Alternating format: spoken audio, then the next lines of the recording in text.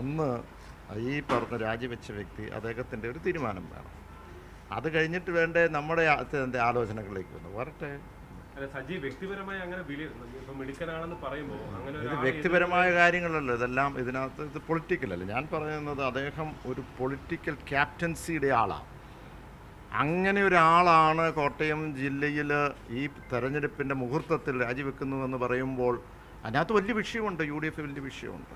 അത് വ്യക്തമായിട്ട് ഇത് സ്വതന്ത്ര സ്ഥാനാർത്ഥിയായിട്ട് നിൽക്കുമ്പോൾ എന്താ കോൺഗ്രസ് പാർട്ടിക്കോ അല്ലെങ്കിൽ ഈ പറയുന്ന യു ഡി എഫിനോ അല്ലെങ്കിൽ ജോസഫ് വിഭാഗത്തിനോ ഉറപ്പില്ല അദ്ദേഹം യു ഡി എഫിനൊപ്പം ഉണ്ടാകും എന്നുള്ളതാണ്. അത് പൊതുജനങ്ങൾ വിലയിരുത്തുകയാണ്. ഈ പല ആളുകളും ഇപ്പോൾ കേരള കോൺഗ്രസിലേക്ക് എമ്മിലേക്ക് തിരിച്ചു വന്നുകൊണ്ടിരിക്കുകയാണ്. പാതൃ സംഘടനയിലേക്ക് വരണമെന്നുള്ള നിലപാടെടുത്തിട്ട് ജോൺ ചേട്ടൻ വന്നു, അങ്ങനെ പല ആളുകളും വന്നു. അതുകൊണ്ടാണ് ഈ സജീവ് വന്നാലും സ്വീകരിക്കുമോ അതോ ഇനിയും ആളുകൾ വരുമെന്ന് പറയുമ്പോൾ ഒരു രാഷ്ട്രീയ അഭയം ഈ ആളുകൾ ഞാൻ ഇനി ആളുകൾ വരുമെന്നല്ല പറഞ്ഞത്. പലരും ഒരു പൊട്ടിത്തെറിയുടെ വക്കിലാണ് നിൽക്കുന്നത്, ആശങ്കയിലാണ് നിൽക്കുന്നത്, നിരാശയായിട്ടുള്ളവർ നിൽക്കുന്നത്. അവരൊക്കെ തീർച്ചയായും ഇതിനകത്ത് ആ സിസ്റ്റത്തിൽ എന്തോ കുഴപ്പമുണ്ട്, അതുകൊണ്ട് തന്നെയാണല്ലോ. അല്ലെങ്കിൽ സ്ഥാനാർത്ഥിത്വത്തിൽ എന്തോ കുഴപ്പമുണ്ട്, അതുകൊണ്ടാണല്ലോ. ഈ സജി പറഞ്ഞ ഒരു പ്രധാനപ്പെട്ട കാര്യം മോൻസോസഫുള്ള യു ഡി എഫിൽ ഇനി അദ്ദേഹം ഇല്ല എന്നുള്ളതാണ്. ബി ജെ പി ആണ്. സജി ബി ജെ പി അല്ലെങ്കിൽ എൻ ഡി എയിലേക്ക് പോകേണ്ടി വരുന്ന ഒരു സാഹചര്യം ഉണ്ടാകുമോ എന്നുള്ളതാണ്. ഇതൊക്കെ അദ്ദേഹത്തിനോട് ചോദിക്കേണ്ടതല്ലേ, ഞാൻ അതിന് അഭിപ്രായം പറയാം. ആൾക്കെതിരെയാണ് ഒരുപാട് വലിയൊരു ആക്ഷേപം ഉന്നയിക്കുന്നത്. ഒരുപക്ഷെ ഈ പണ്ട് പിളർപ്പുണ്ടായ സമയത്തും ഒരുപക്ഷെ ഏറ്റവും കൂടുതൽ ചർച്ച ചെയ്യപ്പെട്ടത് അദ്ദേഹത്തെക്കുറിച്ചുള്ള കാര്യമാണ്. ഞാൻ അദ്ദേഹത്തിനെ പറ്റി അങ്ങനെയുള്ള ഞാൻ പറഞ്ഞില്ലേ, അത് ആ പാർട്ടിക്കകത്തുള്ള ഒരു ആശയക്കുഴപ്പം. ആ ആശയക്കുഴപ്പം എന്ന് പറയുന്ന ആശയക്കുഴപ്പമല്ല, ആഭ്യന്തര വിഷയമാണ്. അത് വളരെ വളരെ വളരെ ഗൗരവമാണ്.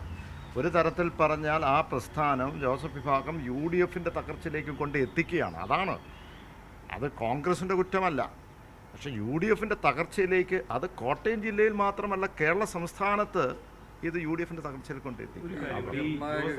മോൻസോസഫിന്റെ പ്രതികരണവും പ്രധാനപ്പെട്ടതാണ്. അദ്ദേഹം സിപിഎമ്മിനെ അല്ല കുറ്റപ്പെടുത്തുന്നത്, സജിക്ക് പിന്നിൽ ഒരുപക്ഷെ എം ഉണ്ട് എന്നുള്ള സൂചനകളാണ് ഇന്നലത്തെ വാർത്ത. അതൊരു എസ്കേപ്പിറ്റിസം ആണല്ലോ.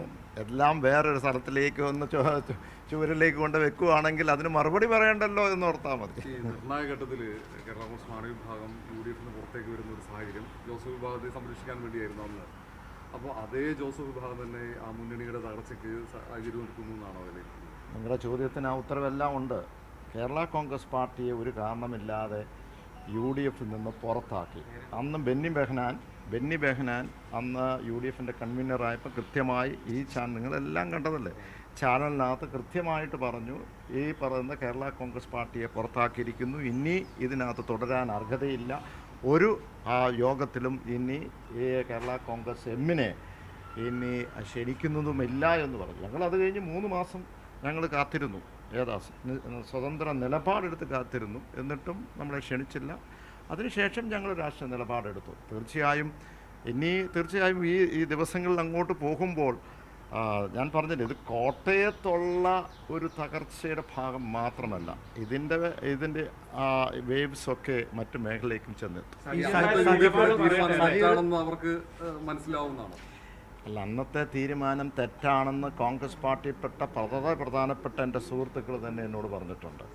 അതെല്ലാം ഈ പറയുന്ന ജോസഫ് വിഭാഗത്തിൻ്റെ ചില കടും പിടുത്തങ്ങളായിരുന്നു എന്ന് ഇപ്പം തെളിഞ്ഞിട്ടുണ്ട്. അല്ല, അതൊക്കെ അദ്ദേഹത്തെ അല്ല തീരുമാനിക്കേണ്ടത്, ഞാനല്ലോ തീരുമാനിക്കേണ്ടത്. അതെന്താണെന്നുള്ളത് അദ്ദേഹം പറയട്ടെ. കുറ്റപ്പെടുത്തിയിരുന്നു കേരള കോൺഗ്രസ് എമ്മിനെ, അതൊക്കെ ഇപ്പോൾ പരിഗണിക്കുന്നുണ്ടോ? അല്ല, ഞാൻ പറഞ്ഞല്ലോ, അതല്ലല്ലോ ഇവിടുത്തെ വിഷയം. അദ്ദേഹത്തെ നിലപാട് പറഞ്ഞു, അതിനകത്തെ ആഭ്യന്തര പ്രശ്നങ്ങൾ പറഞ്ഞു, ഇപ്പോഴത്തെ രാഷ്ട്രീയ സിറ്റുവേഷൻ എന്നാന്ന് ഞാൻ പറഞ്ഞതേ ഉള്ളൂ. എമ്മിന്റെ വാതിൽ തുറന്നു കിടക്കാണ്.